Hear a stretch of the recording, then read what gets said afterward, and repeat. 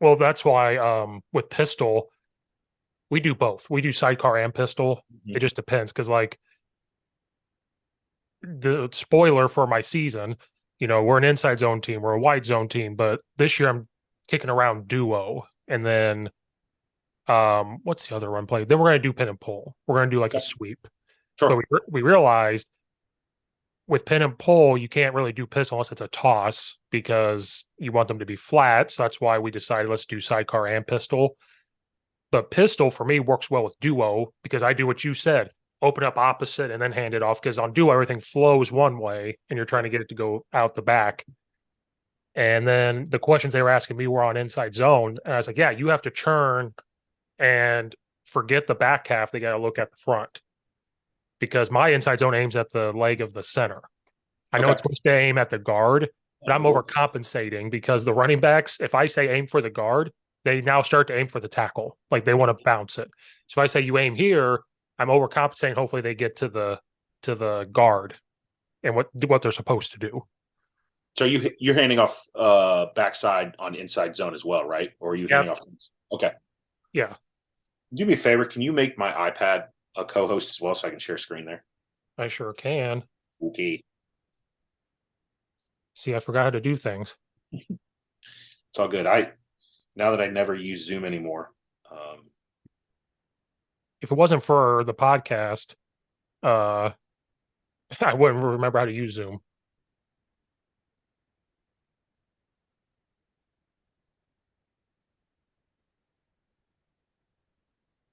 oh my gosh. Well, I'm forgetting right now too, so don't feel bad. Ah, there we go. All right.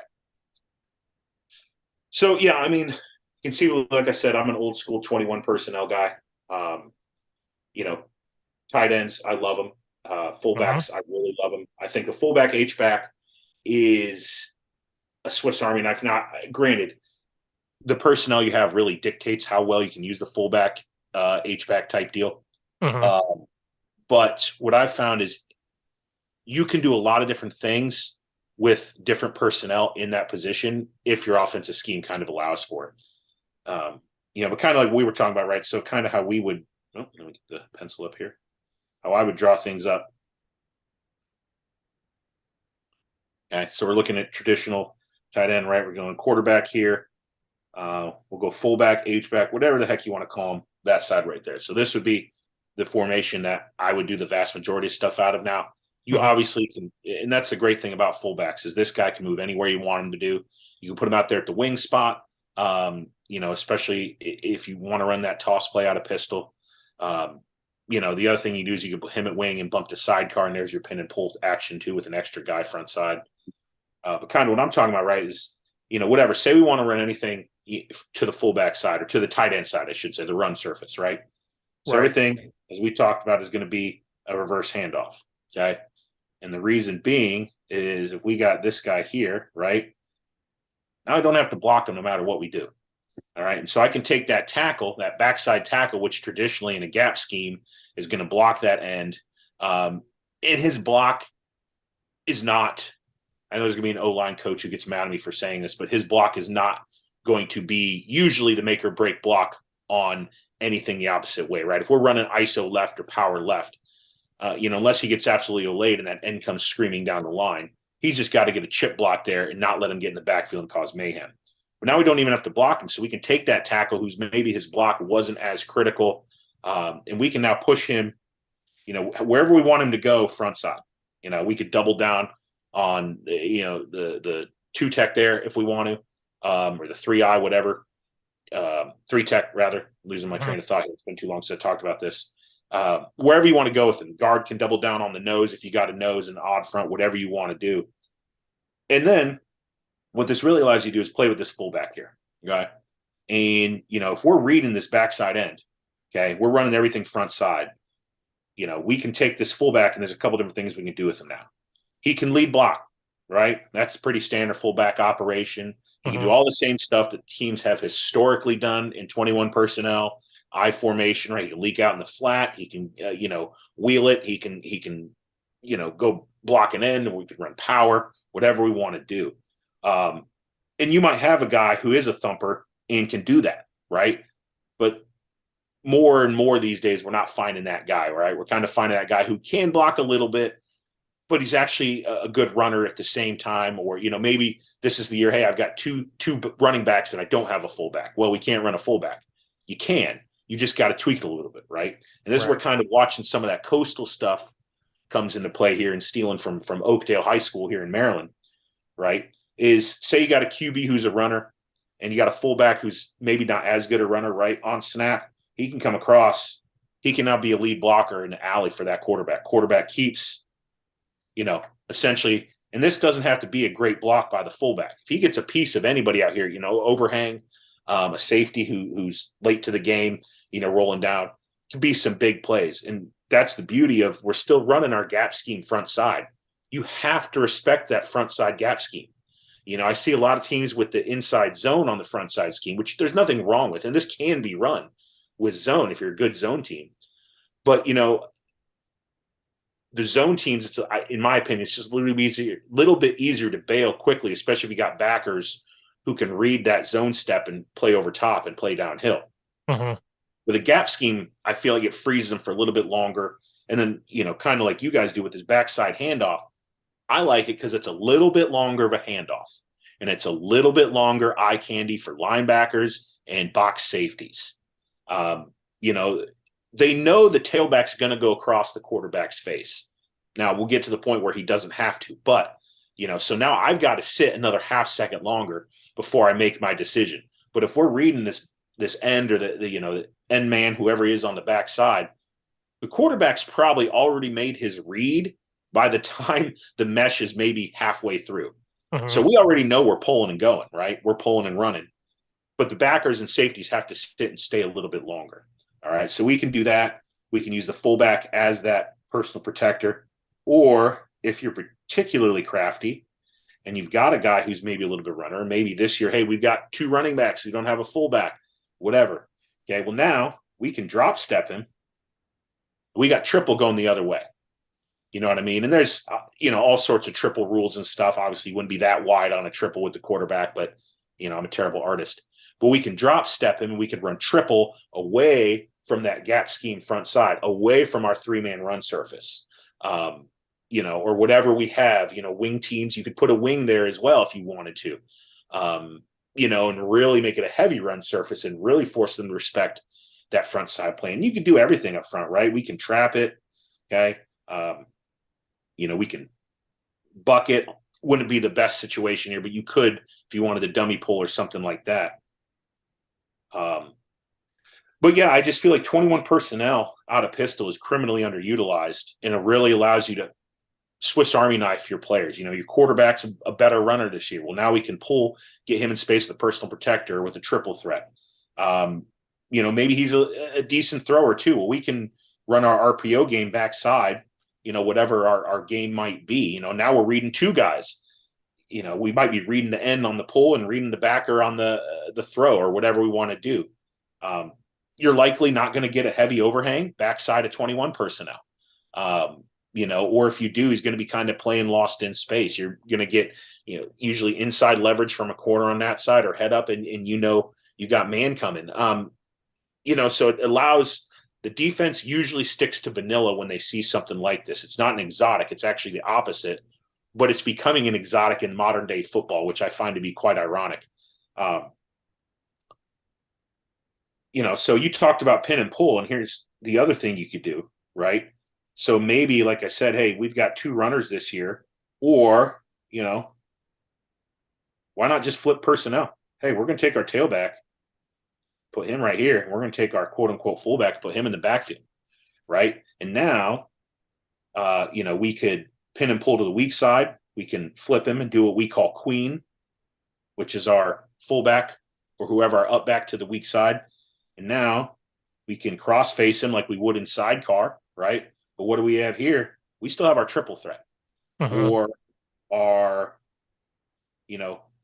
personal protector getting out in the alley, and we haven't changed read keys. All we've done is change the formation. I think that's the big part of this as well, especially if you got younger quarterbacks back there.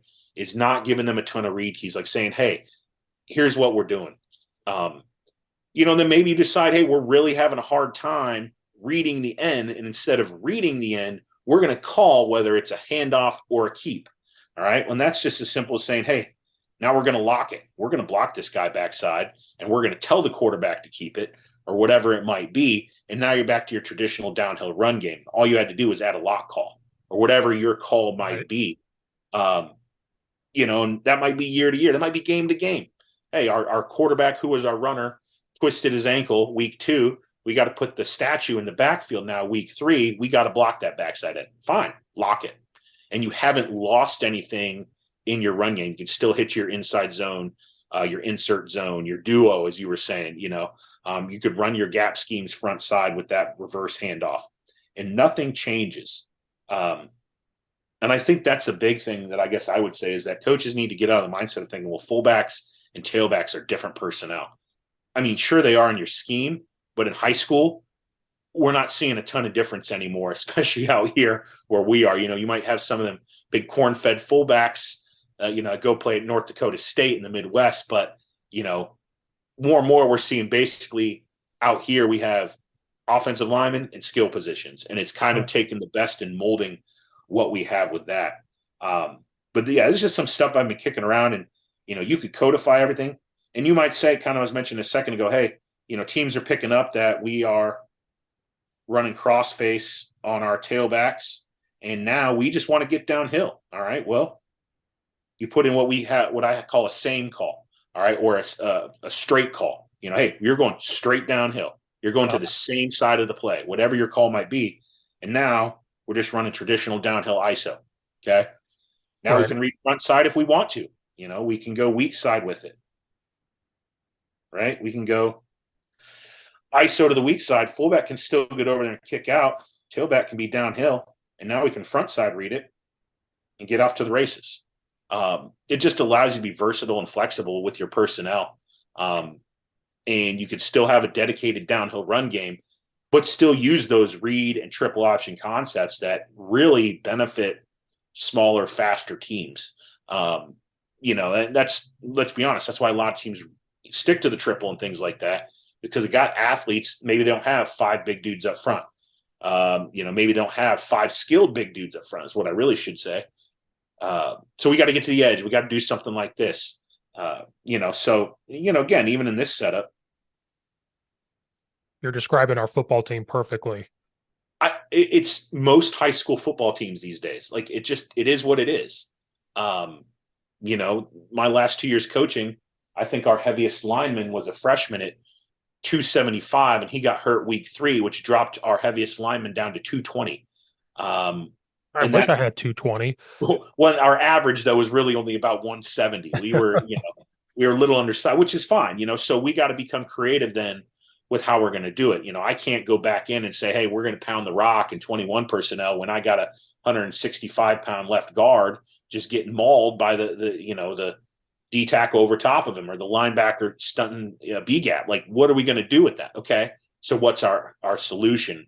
And I wish I'd come up with this solution earlier when I was still in the game coaching. But it's something I've kind of put in my back pocket that keeps me married to what I am best at, and the things I think are most successful. ISO, front side runs, all those things, gap scheme, all that good stuff, but brings in that element of getting fast guys on the edge, getting our athletes to the edge, not blocking a guy in the box. Defensive players hate to be read because it forces them into decision. And if we can force them to make a decision without blocking them, I've done an offensive line's job without committing a body to it. So just some stuff that I've kind of kicked around, if you're coaching at a smaller school and maybe got 1 or 2 stud athletes and get out and run, or your personnel is just a little down this year, whatever it might be, you can Swiss Army knife this as much as you want. A fullback can become the tailback. You might have 2 tailbacks. One year you might have 2 fullbacks, and you really are going to run a lot more downhill run game and just let the quarterback pull every once in a while. And it doesn't take away from the pass game either. You can twins away from the tight end on this and run 2-man pass games out there. You can run your RPO stuff. You can run all the play action stuff that you get out of I formation, which is my personal favorite. So there's a lot of different options here that you can use. Yeah, everybody knows I love my spread stuff, and then over the past couple years, slowly went back, and now I'm more looking at old school stuff, like Coach Allball. I sent a message. I was like, "Hey, just come back on the podcast." He goes, "What do you want to talk about?" I said, "Don't tell anybody." But I'm looking at old school runs, and he just laughed. He was laughing about it.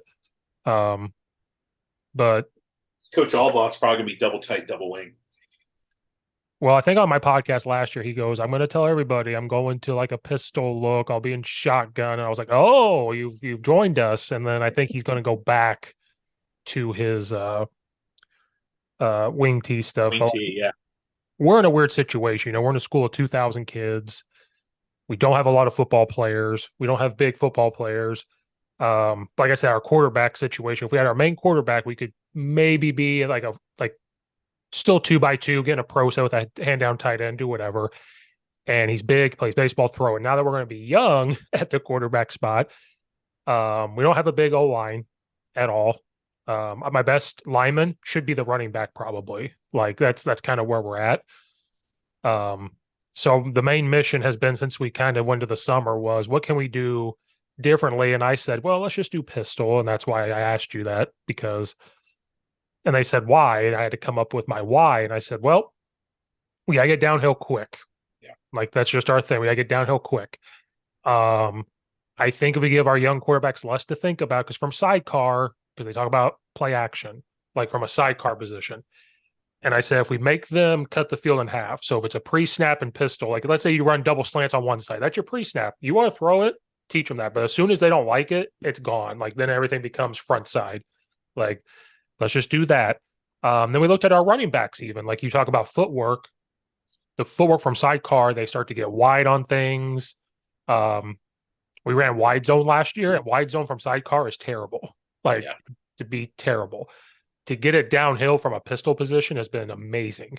And last year's first year we did it was, and then I started to go to wide zone where we or outside zone where I started to crack down on the end from a wing, and we just go around like that Mhm. type of thing.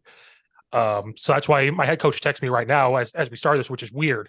He's like, "So what do we still think on pistol?" I'm like, "Hold on, I'm working on it." Yeah. After our huddle bill, he's like, "Oh yeah, I sent it to the AD." Yeah, I think,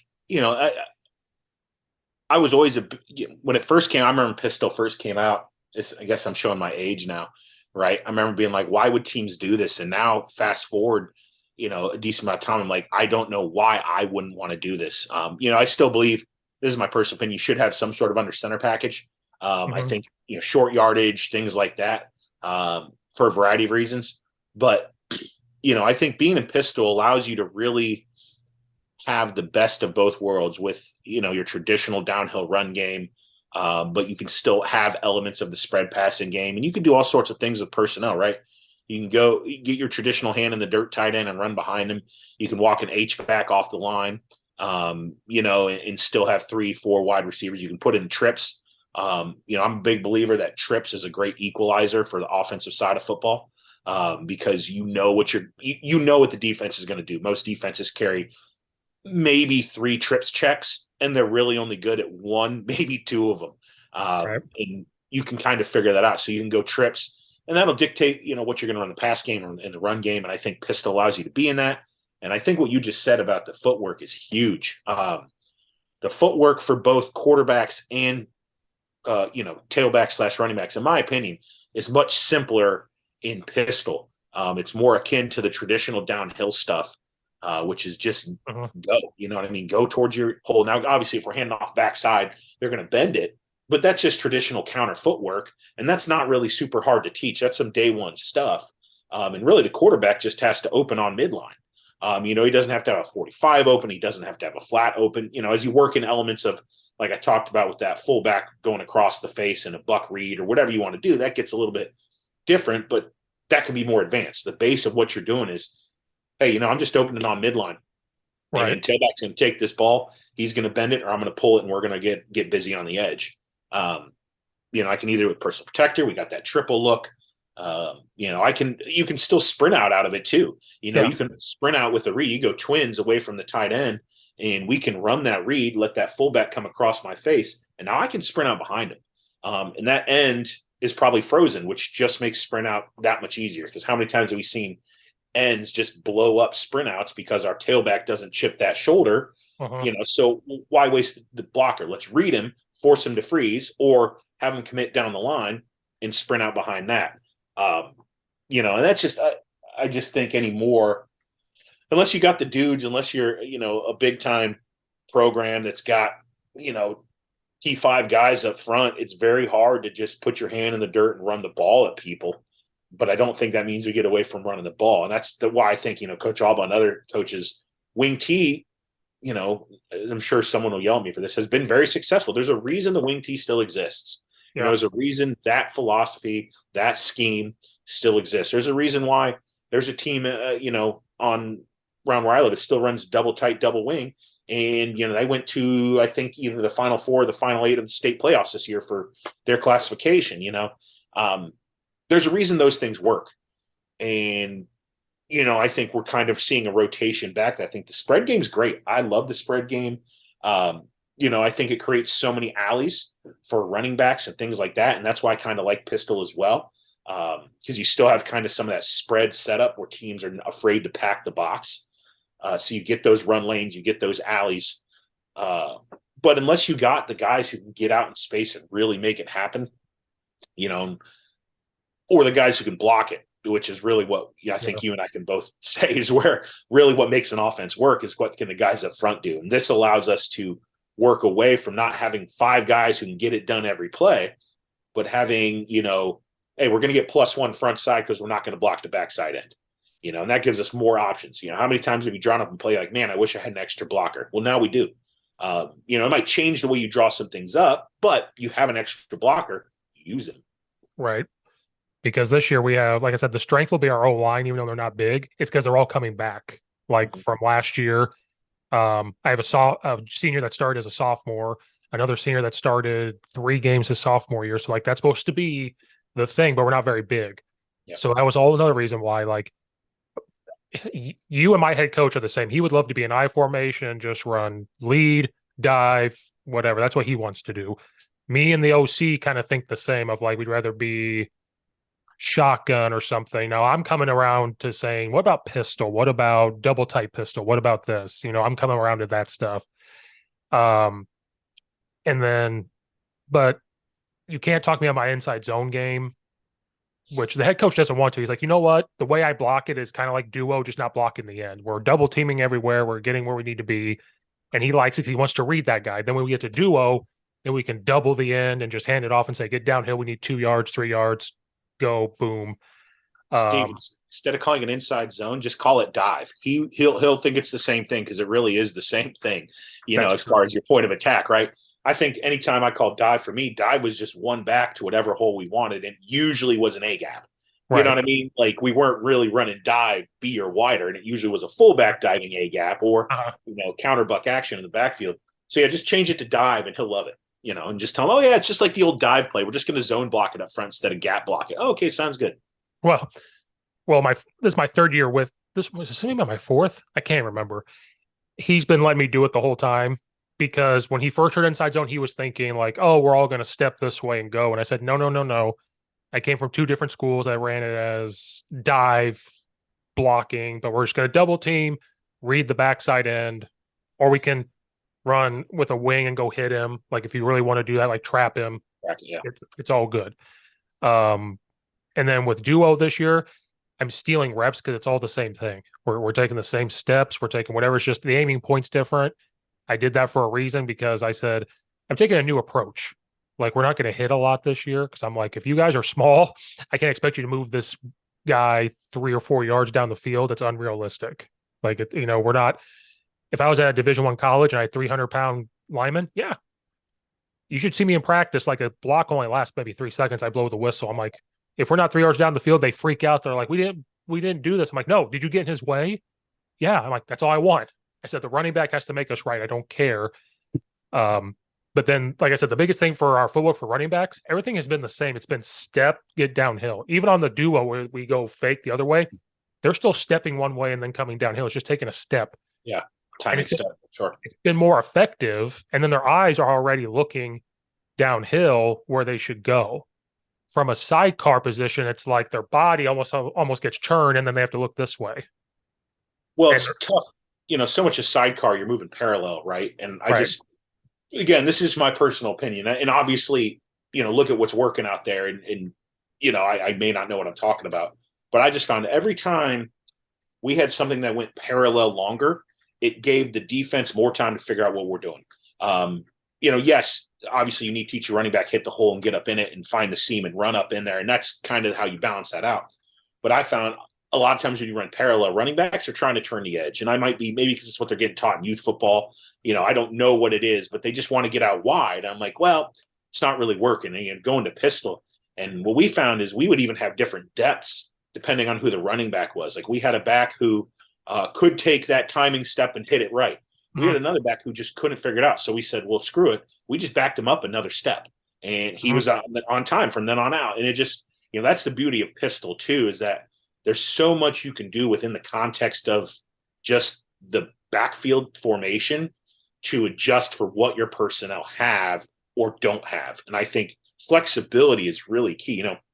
I think all of us know you want to have schemes that fit your personnel. You're not trying to square peg into round holes your players. And I think just pistol just does that on so many levels. And it like all hybrids, it's not perfect. It doesn't get the best of both, but I think together it allows you to have the best parts of both so that you can make what's best for your team, if that makes sense.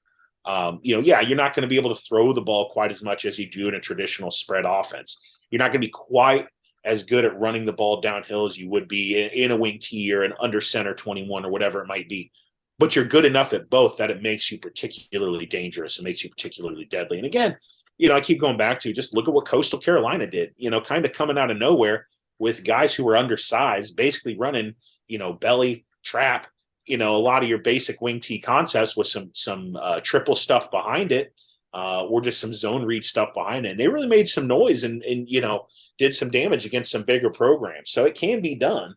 I think the biggest thing is not get what I see a lot of too is I see a lot of coaches blinded by logos, right? Oh, such and such school did this and they were successful. Well, bully for them. I don't have that personnel. I'm not a D1 P5 school. I'm not even a D3 playoff school, so I might look at their concept and say, hey, that might work, but what's going to be best for whatever 30 to 40 guys I got walking into the locker room that day and that each season. And that's really what I think the job of a quote unquote coach is to find that. And I think that's what you're going through right now. It's saying, hey, what's best for our personnel? What allows us to be flexible to maximize their skill set? I think it's awesome. I wish more coaches would do that. Even established coaches with returners, maybe every year should say, hey, what maximizes our talent? Not, hey, this is what we run. There's value to that, but I think the value is really in saying what maximizes our players' abilities. Yeah, because we've been a spread team because me and the OC think the same way of like similar. Now he's kind of more gap. I had to convince him to do all inside zone. So maybe I'm the problem. Maybe this is all coming back to I'm the problem. But we want to be spread. But then like this was the first summer where we're like, oh, maybe we can't. But we necessarily don't have a fullback either. That's why I'm glad you had answered a question because again, we were like, okay, we want to do pin and pull sweep, kind of whatever you want to call it. Mm-hmm. How do we do that from pistol? And I had thought about, well, what if you put the guy here, now he comes this way, and the other guy goes opposite. Even if you're not running traditional triple option, if it's not church, maybe what if you just motion him like a quick motion and then boom. So I'm glad you said that. Why don't you just flip flop? Like maybe because we have a running back, then we have another guy that can run the ball, but he's not going to be the guy that makes somebody miss. He's just like, hey, downhill. Oh, a guy's coming at me. Let me go hit him. That type of person. What if we flip, like you said, what if we just flip flop and give it to our running back, just send him the other guy out? So I'm glad you said that because that's part of what we were discussing. And then it's been mainly like quarterback footwork because the question is, oh, if we run inside zone, the quarterback has to take this big open step and get out of the way. And I said, no, not necessarily. The running back can step to the side and he just shows him the ball. He can just turn and show him the ball. His back will be to everything, but we've already cut the field in half. Like we don't need to worry about that anymore. Yeah. And then like, how do they run being square to line of scrimmage. And I'm like, well, yes, I get it, but still, like you're showing he can see the defender better, I think, if he opens up all the way instead of from a side, if that makes sense. Because I used to coach it all from sidecar. Yeah. And our sidecar, they're 2 yards behind anyway. So they're already doing this. So might as well just move them behind the quarterback was what I was thinking to Well, the OC. and then what you're too is you're selling with the shoulders, and I think that's a big piece of what a lot of defenders are looking at, right? Is shoulder intent, especially your secondary. Okay, if I see a quarterback barely open up, I know he's staying closed. He's probably either going to pull it and rocket it, or just a gap opposite or whatever. But if we see that quarterback open up a full 180, right, open up on that midline, now his shoulders can do a bunch of different things. Hey, he can get busy on the edge and run straight ahead and get a sweep. He could pull it and bang it right there, do a quick screen. He's now all he's got to do is flip his hips, and now he can throw it over the top. And I think having that shoulder intent and those open shoulders just allows for so much more and forces the defense to think, okay, what are the options the offense has right now? And that shoulder intent can freeze a lot of guys too. Back when I was coaching DBs, I can't believe I ever said that. But we were looking at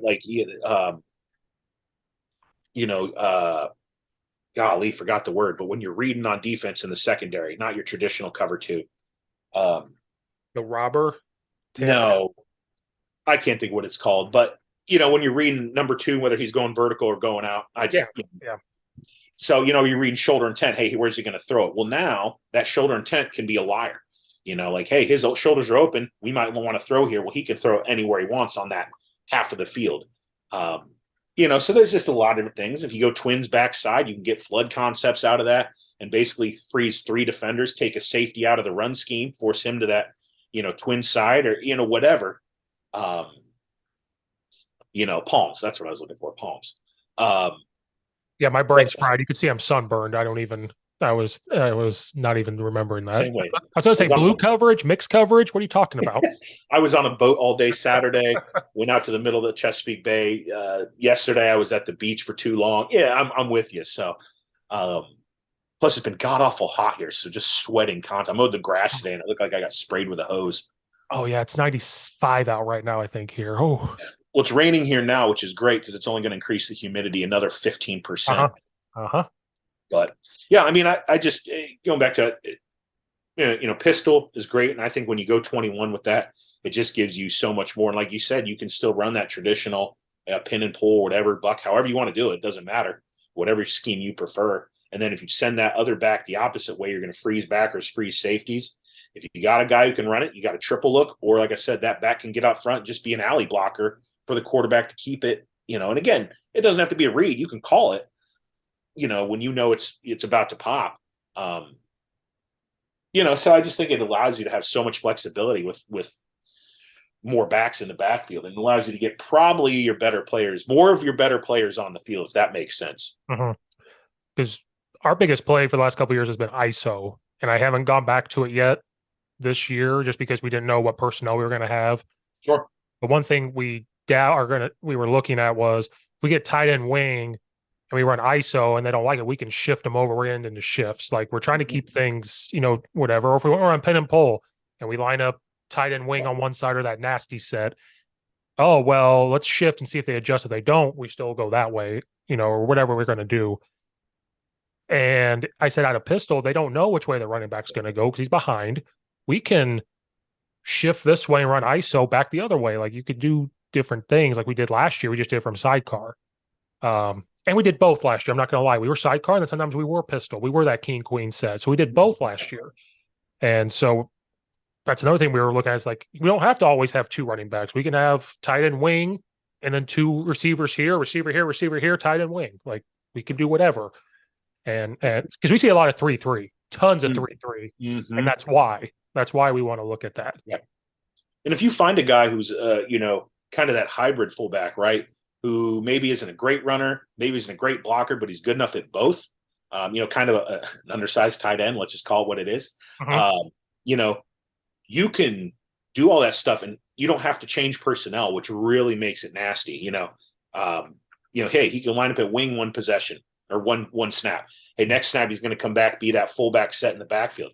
Hey, now we're going to even line him up in slot, maybe just as a decoy, but he can run a good enough route to hold somebody. And I think that guy really can change an offense. The hard part becomes finding enough ways to utilize him without him getting bored. Um, that's one of the problems we've had in the past is, hey, we use an H-back fullback. How can we get him involved, especially in the pass game? You're almost always going to get a linebacker on him in coverage, whether he's out of the backfield or whether he's at slot or whether he's at wing. I would say 80% of the time it's going to be a linebacker covering him. Uh-huh. If you could find that mismatch, you got to eat it up. Whether it's just an arrow out of the backfield. I'm not a huge fan of swing routes. That's just me personally. But finding a way to get him the ball, wheel it, and he's one-on-one with the linebacker, streaking up the sideline. There's a lot of different things you can do. And as far as like go back to you like running ISO, one thing that we found, this is I think 2017, 2018. We were running, we're still 21 personnel. We're gap scheme. I'm calling ISO. My fullback is not running the hole, but we're getting huge yardage. I'm like, well, what the heck's going on here? And I went back and looked, and he had basically taken our ISO play gap scheme and turned it into insert zone. He basically would go towards the hole, but he would see what the line blocked, and then he would block up into the gap, and the tailback would just follow him. We were ripping off huge yardage. And so that's kind of got me thinking about this too, is insert zone is really just ISO out of gap scheme, and if you can find a guy who's like, hey, I see a hole, I'm going to get up in there and block somebody, and tailback says, well, I see him, I'm just going to follow him. There's your ISO game, and you don't have to teach anything new. You could still call it inside zone. You just have a fullback who's finding a gap and getting up in there. You give him the same aim point. It doesn't matter. Or even move more towards that like mid zone look. I know that's what a lot of teams do, is that mid zone run, insert zone there. But you can insert zone on inside zone all day long. And it's the same for everybody. You're just adding an extra blocker. And you're still getting it's your ISO look, basically. That's exactly what we did. I did the same thing where originally ISO was like, oh, well, let's hit B gap. Like I want to hit this. Mm-hmm. And then when I got to the school I'm at now, looked at it again and I went, well, if it's there and it's blocked, he can't get there. So finally I just said, hey, wings, it's up to you. Just look at the line. If there's a 1 technique and a 5, you already know it's probably B gap. If you got a 3, it's probably going A. Like you just got to look and see. And we still called it ISO, like you said, but they was just, you never knew where it was going to hit. And that's how more I coach now, even on power. Like on power, like, yeah, it might want to be B gap, but I tell them all, like, I don't know where it's going to hit. And then the kids will look at you like, what do you mean you don't know? And I'm like, well, let's line up. Let's say they do this. It might hit A gap. It might hit B gap. Now, if we're getting to the C gap, that's a problem because it's going to be, you're about to get hit. But like, if you stay here, and that's, when we all played, it was 42 power. It's got to hit here. It's got to hit here. And then it's like, well, it doesn't always, not all the time.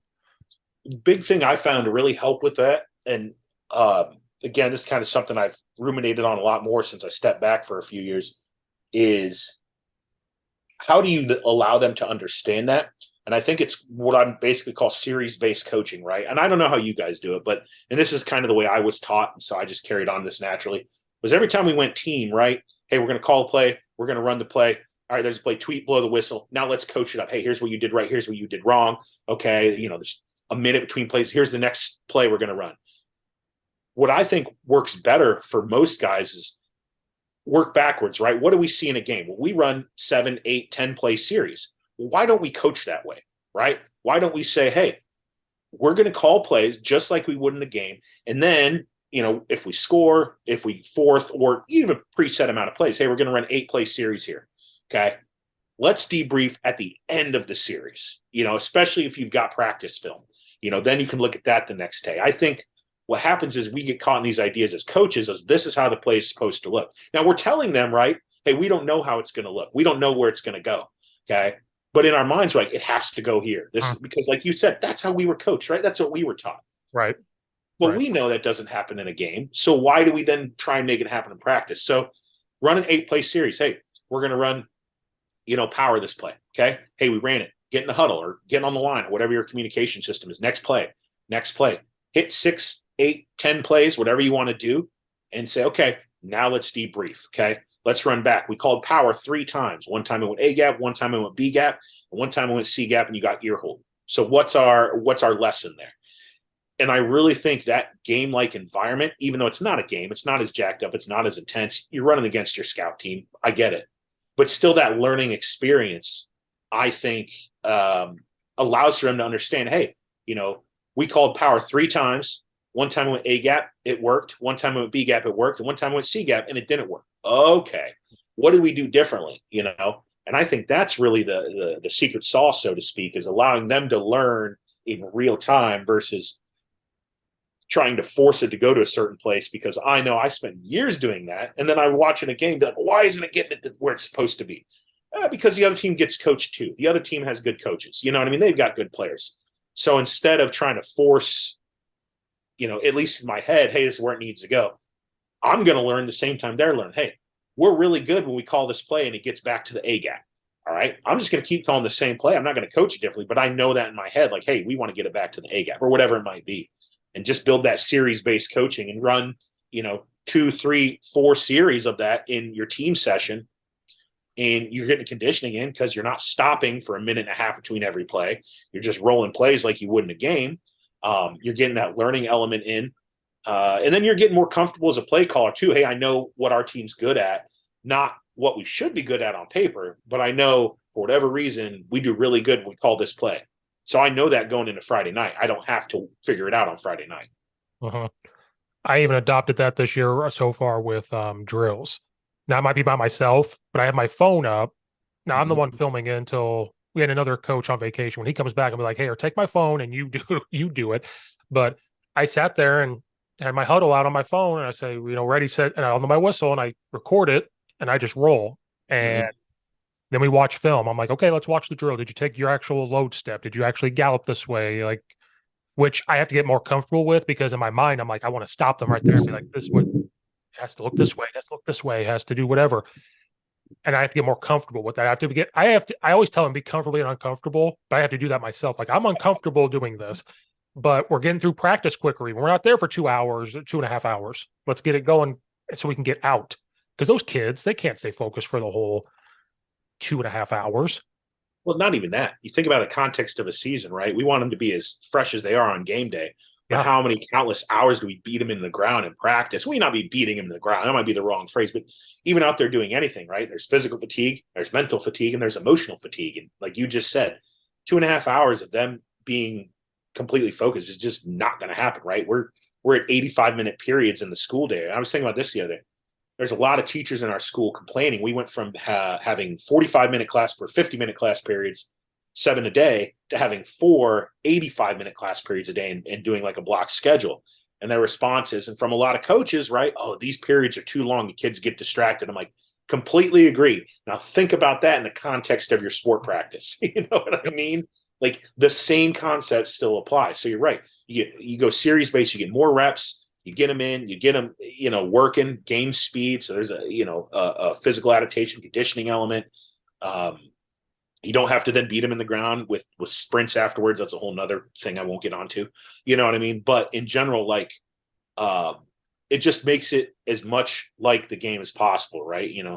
Backwards design. We know what the situation looks like. So how do we replicate that as much as possible in practice? And it's series based. It's allowing players to make mistakes and figure it out on their own, because that's what they're going to have to do on Friday nights, right? We only get three timeouts, right? I can't stop every play. So, hey, that guy keeps beating you across your face and crashing B gap and spilling the run. You got to solve the problem on your own, my guy. Like, I can't do it for you. Yeah. Because I talked to Coach Tony Holler about his feed the cats thing, and like, I'm trying to I'm not in charge. I told the head coach about it. There's things he's not comfortable with. And I was like, I get it. I'm uncomfortable with it too, when you think about it, like the old school way. But the only thing I can control is with my linemen. So like, I tell them, hey, remember last year when we would do double team drills for maybe 10 minutes and we're hitting and we're hitting and we're hitting and we're hitting? Not anymore. And they go, what? And I was like, you're going to hit. Don't get me wrong. There's times you're going to have to hit and practice, but it's not going to be me standing there for 10 minutes. I was like, if we do double teams to get to the linebacker, you might get 3 reps, but they got to be perfect. And then it evolved on me to make it simple. Like, am I asking too much footwork? Am I doing this? Am I doing this? So I had to scale everything back, and I'm going to film it. And that's why they get 3 to 4 reps. And I'm going to say, then we watch it on film, and I want you guys fresh. We're not going to run. And this is all I have to do now. If they screw around, I just look at them. I go, do you want to go back to the old way? Now I've already done it. Do you want me to go back to the old way?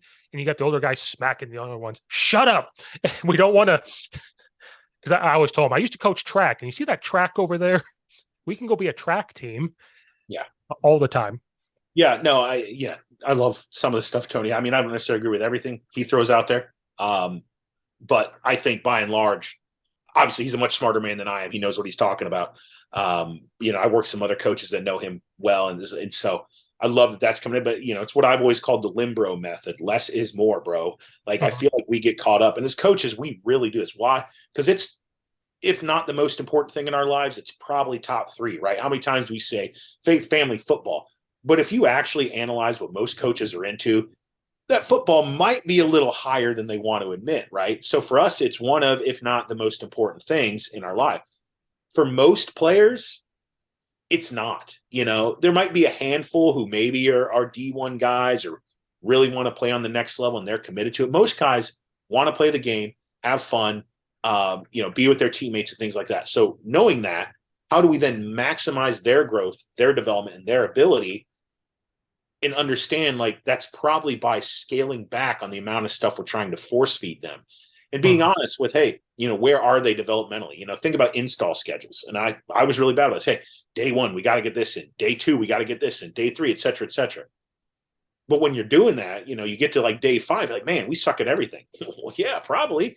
So why don't you go back and say, hey, did we master day 1?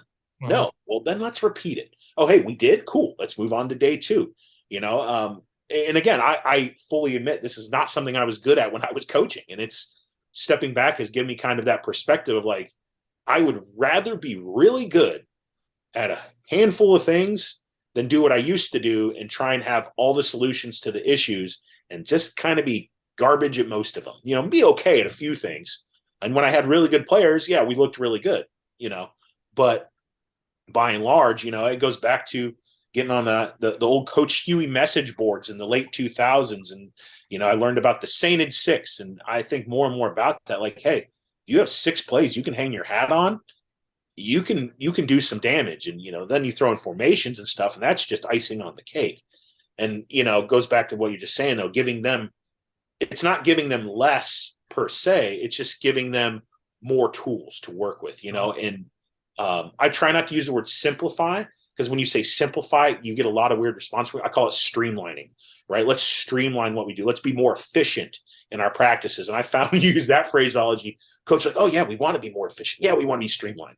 You say simple, like, oh, we don't want to be simple. Like, it's not simple in scheme. It's just simple in delivery. And I think that's really what it comes down to.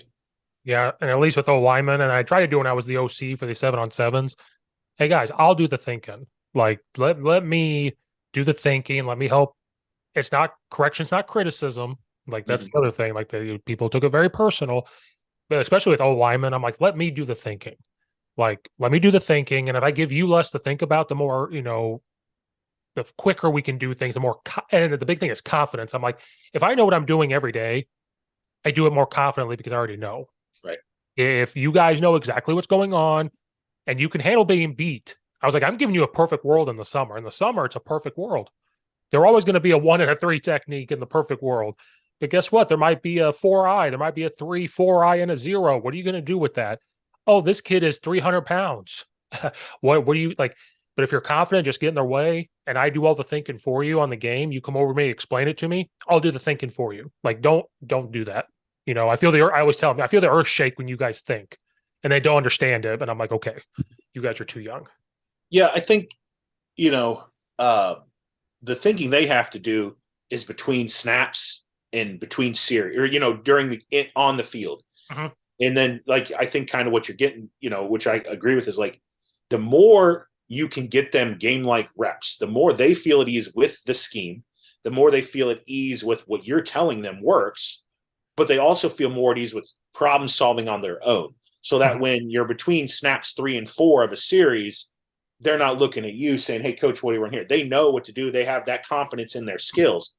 And then between series, like you said, they come back and say, hey, coach, this is what we're seeing, What's our, what do you think a solution? One of my favorite things to do is, especially if we're doing that series-based practice, right, is after that first practice series or whatever, you come back and say, okay, what did you guys see? All right, where did we struggle? Okay, how would you fix it? Questioning them was a huge success payoff for me, because it allowed them to then start thinking like, hey, okay, what would coach do here? What should we do here? And then that made the thinking even easier because I didn't have to think as hard and they didn't have to think as hard. You know what I mean? And I think that's really where the roots of that confidence is, just understanding, like trusting in what you've been taught, trusting in what you've learned, and just going out and doing it. Yeah, I did that in 7-on-7 with a guy that's volunteering to be quarterback. So we have a guy that has played a little bit. Then we have 2 sophomores, and we have another junior who's like, you know what? I will do it. He's that guy. He's like, oh, you want me to be a lineman? I'll be a lineman. You want me to be quarterback? I'll be quarterback. And I did that to him. I said, hey, what play you think's going to work here? And his eyes got real big. He goes, what? I was like, yeah, what do you think? And they were all in shock and they didn't know what to answer. I was like, all right, I'll pick. But it was like, I don't know if they've ever been asked that before. Like, well, what do you think? Because it was 7-on-7. And I tried to tell them, this is not the end all be all. This is a 7-on-7. Let's have some fun. What do you think? So then I did it the next game to him. I'm like, hey, what do you think? He goes, oh, can we run this and then quickly get back to the huddle and run this? And I was like, perfect, go. Yeah. Fine. I think that's the hard part as a coach is when they come back and say, hey, coach, I want to run this. You've got to weigh that. Is that actually a good idea with the, hey, we need to build their, right. their knowledge base here. But, I almost always had a simple check if anything they said was completely asinine. But usually, I mean, after time, it made sense. You're like, hey, yeah, not what I would pick, but you're there. Let's run it. And I would say usually had success doing that. Obviously not 100%, but by and large, when I asked them, they knew what to say in regards to their teammates on the field. Or, it might be as simple as like, hey, we need to get X player the ball, man. They can't stop him. Let's get him the ball. And again, from the sideline or from the box, I may not be seeing that, but they come in. So, hey, all right, let's get him the ball. Here we go. And I think that's just a huge part in their development as players and your development as a coach. That trust goes both ways. You know what I mean? I wouldn't have done that when I was a 25-year-old OC. I'd be like, nope, you are not. I never did that. I never was like, the only thing I might have done is with my quarterback, how's your arm feel? Like if you can't throw very far right now or something happened, that'd be the only time. I never said, hey, what do you think? Looking back, I was a complete asshole. Like I didn't even think about what they were seeing. It was just, I was 25 years old. Like I know everything and I'm going to do what I want to do. Now that I'm older, I never would have done that. Well, what do you think? Or in basketball, you probably coached like you were coached. Yeah. And I think that's a big thing. And I think what we're seeing now, I kind of remember the few watershed moments for me, right? You're coaching like you were coached, right? I graduated high school in 2002. We were a wing T team. Like, yes, there was a way to do things. That's the way you did it. And that's how it was done. Okay. But, as I got older and realized like, that's just not efficient. That doesn't make sense to me. You know what I mean? Like, that's not how I learn. Like, I don't want to just be told what to do. Like, I want to know the why behind things. And if I'm curious like that, I know other people are as well. So, yeah, I mean, that's definitely a big philosophical shift for a lot of coaches. And when you're young, you're right. You coach the way you were coached. Hey, we're going to run this play. Here's how we're going to do it. Don't talk back to me. Let's go run it. And nowadays, like, I almost view a player talking back to you as in like, that's a valuable conversation because now they're saying, Coach, we don't trust you on that. We want to know why you're doing that. Okay, that's fair. Let me explain to you why I'm doing that. Or, again, like we just said, they're on the field. Maybe they're telling us no for a reason. This is going to work.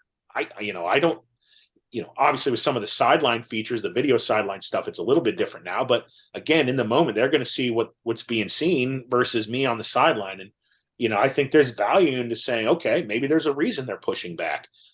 Sometimes it is due to ignorance, and that's where, hey, here's why we're running this. I hear you, but this is what we're going to do. But sometimes it's legitimate. Like, you know what? You're right. Let's give that a shot and see what happens. Mm-hmm. I think a lot of coaches are just reticent to do that because it's control, right? It's that C word, that nasty C word.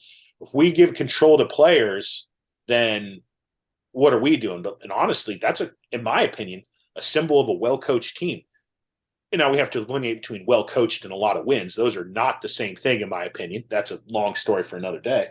But, well-coached team is a team that has that symbiotic relationship where players come back and say, hey, coach, this is what we want to run. Cool, let's run it. You know what I mean? And there's that two-way level of respect. Yeah, I don't know if you found yourself doing this. I found myself doing this now where as soon as I explain something, I say why immediately. And I didn't realize that until last year, I think. Like if I was on the board and I say, we're going to run this because we're going to try to do this, or mainly the reason why. And I realized like some coach might say, we're running power, and that's all they'll say. Like, we're blocking this, we're doing this. If I come up on the board with anybody and I say we do this, and I immediately say the reasoning. And I think maybe because they kept questioning it, so maybe in my mind I immediately was just like, "This is why." Like, do you understand why? And I never did that before. In the next step in that evolution, because you said you got most of your alignment coming back, right? Yeah. Draw it up and then ask them why. Why do you think we're doing this? Why are we doing it this way versus another way?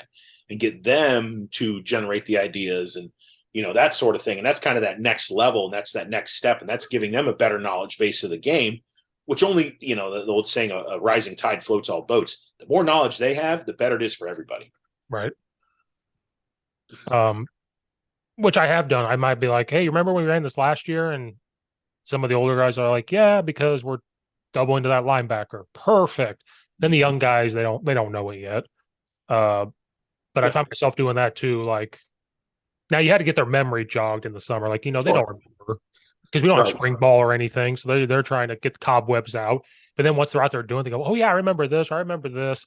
And then, like, I remember saying double team drill and like, let's just go. And the older guys knew what footwork.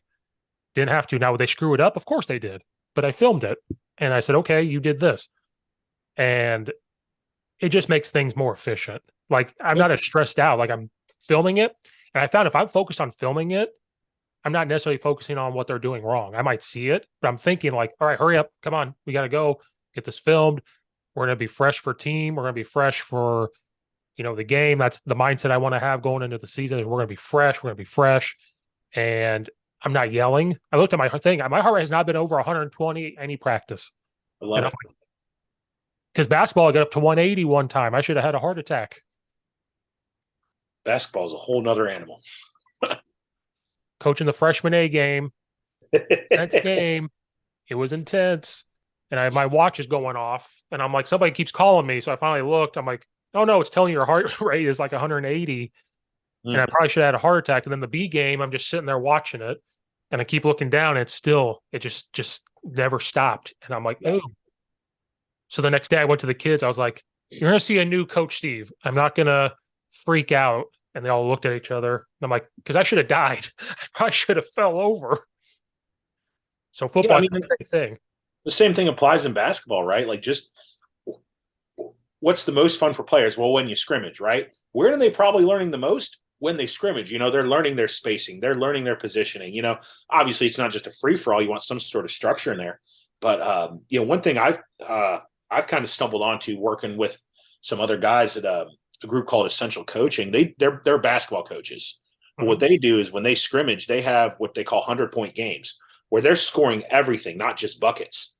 And basically success is based upon how many points did we score on this possession. Hey, getting that extra pass is worth an next certain amount of points. Getting the right screen is worth a certain amount of points, et cetera, et cetera. And I know there's a coach down in Louisiana who does it with football. And I got thinking about that. I was like, to me, that seems just a much better way to grade out a practice session, right? Like, hey, we ran this 8-play series for team practice. In that 8-play series, we scored 78 points. Okay. We want to score 100, but 78 is decent, or whatever you're, and you can grade like you said, whatever your grading rationale is. And everybody's got a different thing they want to grade, which is fine. But, by and large, that allows you to look at teams and say, hey, as a team, we scored 78 out of 100 points. Is that where we want to be? Yes. Okay. No. All right. Then what do we need to improve on? And I think that just gives you a lot more flexibility without focusing so much on every nitty gritty detail, which I know so many coaches are arguing because they love every nitty gritty detail. And I understand that. I really do.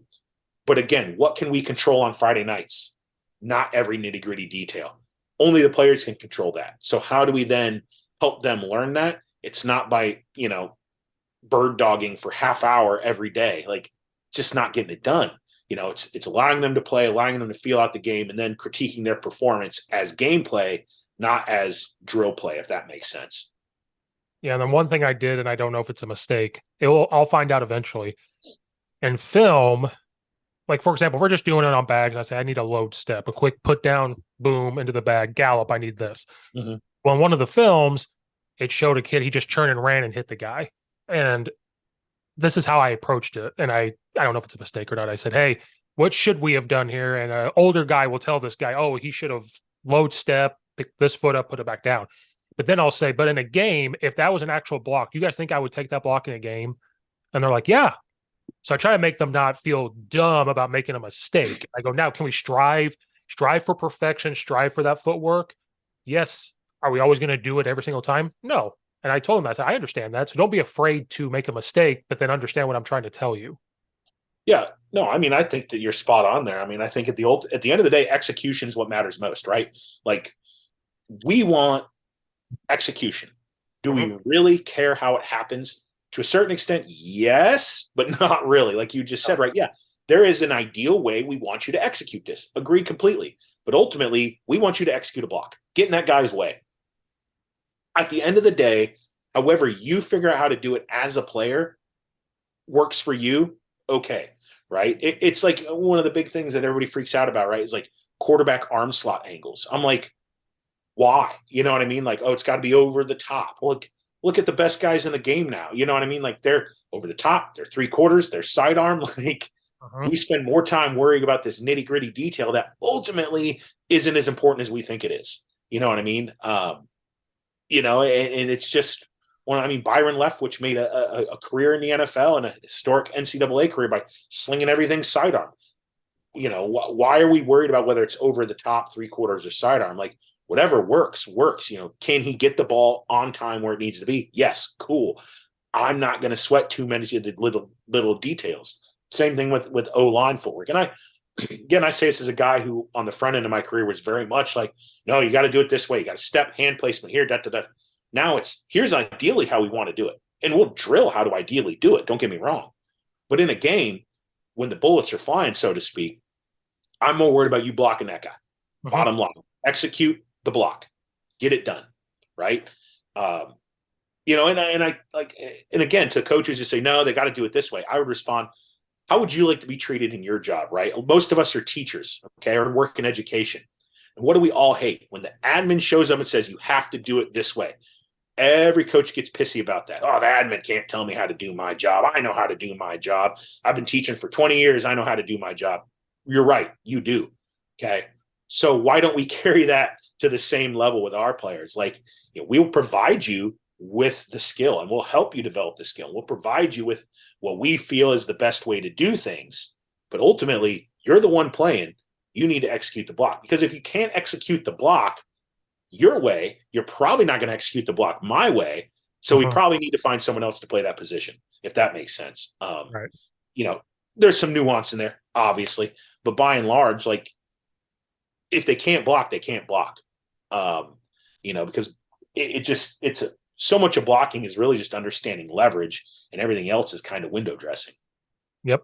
And if you're not big enough and you go against someone bigger, doesn't matter, even if you have leverage. Yeah. And that's why this year, like I said, for example, the kid just ran in front and got into this guy. But guess what? His aiming point was the right aiming point. The footwork just didn't get there. And I tell them, like, but in a game, if you did that and we gained 3 yards, am I okay with that? And they're all like, the young kids wants us to say no. The older guy's like, no, he's fine with that. And that's why, like, I found a positive in it. Hey, your aiming point is exactly where you need to go. But because you took this footwork, the gap opens up. They might rip underneath of you and make the play. But if you actually blocked them, let's say you got the hand placement, the aiming point was right, the footwork wasn't there. Yeah, I'm going to coach it on film. I'm going to say, hey, this should have been the footwork. But then I end it with, but look what happened. Now, if they get their butt kicked, then I might be like, well, see, I'm the smart one. Listen to me. And I joke with them. I always tell them in my film room, I walk in. I did it the other day. All right. I look at my senior O lineman. In film, am I truthful? And then he's like, yes. I said, is the truth hard to hear sometimes? And he's like, yeah. And I'm like, is it personal? And he goes, no. And so I set that out with the kids. I'm like, I might say something that's outrageous. Like, one kid stood up really high and I said, you ain't taking him to prom. We ain't dancing. Like, what the hell are you doing? And then the kids laugh. And I'm like, see, I'll say outrageous things. Hey, look, but it's not personal. Right. And they get that. But that's a big thing too. One of the internet debates you always see is, and I'll just call it old school versus new school. It's not that, but player centric versus coach centric, whatever you want to call it, right? But like you said, you haven't yelled at all this summer, and some would say, well, then how are you holding them accountable? You know what I mean? But it's just exactly what you said. Like, I cannot raise my voice at them and still be completely honest with them and hold them account. Like, I don't understand this idea. Like, oh, I got to discipline him. I got to yell at him. Like, I think back to my own growing up, right? Like, yes, my dad yelled at me, but the times that I was most not scared, that's not the word I'm going to use, but the times I felt I disappointed my dad the most is when his voice was level and he was honest and he was critical and just said something like, I'm disappointed in you. Like, that hurt way more. And I held on to that way more than any sort of yelling. And like, I think about that, like, if I can deliver honesty and, be calm, cool, and collected, like, that's going to mean more to them than, if I do the traditional coaching, which is when I just start throwing stuff and, spouting off and yelling. Like, they've had that happen to them from youth ball on. So why is that going to register with them now? Instead, hey, you're right. You messed up. Here's how you messed up. You need to do a better job and that sort of stuff. And it resonates with them so much more, in my opinion. Yeah, I mean, I shouldn't say I don't yell, but like you said, like if they do something wrong in the drill, I don't stop and berate. Like we did inside run. I'm yelling during inside run. Don't get me wrong. Or coaching loudly, I should say. Raising your voice to be heard. That's different. Yeah. But so yeah, those coach. I told myself my heart is not going to take it if I continue on this path, and I'm about to be 33. I said already at 33, it will not last if I keep going 140 beats a minute, 150 beats per minute, 160. Like, it's not going to happen. I'm getting gray hairs, and like this is happening, and I'm like, it's not going to last because I do 3 sports. I said there's no reason why I will keel over. So I got diagnosed with high blood pressure at 30, and I was kind of like, well, something's got to change here. I got to stop kind of losing it on everything. And that was kind of the first step in me being like, okay, maybe there's a better way to do it. And, just being assaulted by animals, and I got a cat scratching at my chair. My dog's staring at me like I need to do something. The other one's shaking because we just had a thunderstorm. My parents had a thunderstorm, and the limb has been there for 5 days on top of their power line. They've had power. So since they said they had power, they said it's not important to come get the tree limb right now. And I was like, oh, sure. Until that's sketchy. Until it is too late and everything snaps. They had a storm on Thursday last week, and people still don't have power. It was bad. Real bad. Oh, absolutely. Yeah, we've been fortunate here. We've had some thunderstorms with nothing serious come through here and for a while, but just means we're probably due, right? Well, they had 85-mile-an-hour winds, and so trees were taken out of the ground. Power lines snapped in half all over the place. People's garages got blown off. They didn't. The only thing they had was that tree limb fall, and instead of hitting the house, it pulled down the cable power line. Now it was just, so when I went home, it's just hanging there, and I was like, oh, I'll try to move it. And they said, well, you realize if you try to move it and it breaks, it can electrocute you through the wood. And I was like, oh, maybe I don't touch it. We're not going to touch that. And they just got it yesterday. Today, they came and finally cut the thing off. But then they said, oh, we'll cut the part that's touching the power line. The rest is you. And they just left it. They're like, we'll cut this part off. The rest is you. And they left. Nice. Gotta love it. Good thing you guys pay taxes. Oh, but their taxes are nothing. They're in Central Illinois. Their taxes. Okay. All right. If I told people what they pay a year in property taxes, they'd be like, what? I'm sure. Now, I remember those empty tracts of Midwestern land. Well, that's the thing. I went to get gas in Chicago. It's like, or suburbs. I don't live in Chicago. I live in the suburbs. I got to promote that. It's like $4.19. And then I went down there and it was like $3.19. And I was like, all right, it's better. Yeah. Yeah. Living in urban areas has its benefits, but also has its drawbacks. That's for sure. I was fine with it. I visited there this weekend. I loved it. I'm like, oh, it's peaceful. There's 1-lane roads. You have your local tavern about 8 steps away if you wanted to. That's one thing I remember about living in Southeast Wisconsin. There literally was a local tavern on every corner. Like, it's just the way it was. And there's nothing wrong with that. It was always funny to see. They had a Jeep bar crawl. So everybody had their Jeeps out that Saturday going from place to place. You hear that. That's the only thing you hear all day is the Jeeps. All right. Well, I got to get going. I got to go pick up my son from daycare. All right. Well, I appreciate you coming on to talk some ball, Coach. Yeah. Still a coach. You're still a coach. Yes. I guess it's part of who I am. I'm coaching my son through life now, right? Or something like that. Yes. But like I tell people, I said, when I'm ready to get back in the game, I'll find, I'll go be somebody's JV offensive line assistant. It doesn't matter. I know that there's always a need for coaches. And so I know it'll be there and looking forward to it one day, but just not quite yet. Especially O-line coaches. You can't find them. Absolutely, absolutely. So it'll be good to get back in the game one day.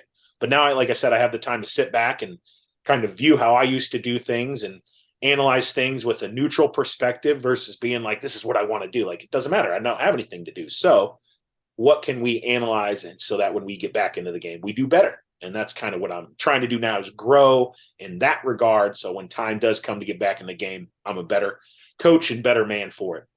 Right. Well, I appreciate you coming on. We'll do it again. I know you have more time than I do, but I'll find time. Whenever you want, coach, I'm all about it. I appreciate you. Thank you. No problem, buddy. Take care.